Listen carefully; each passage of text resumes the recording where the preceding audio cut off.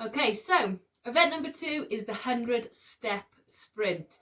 For this one, find yourself a space. It doesn't have to be very big, and it's indoors today because it's raining outside. So all you need is somebody to time for you, and you're going to count 100 steps. If you've got an app, you could even use that, and that can count your steps for you. If you're counting yourself, a little hint.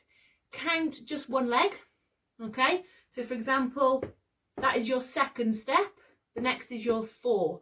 So if you count just that one to 50, that's exactly the same as doing to 100, okay? Okay, so when we're doing this, we're looking for technique as well. So knees at 90 degrees, opposite hand to opposite knee, okay? Are we ready? On your marks, get set, go.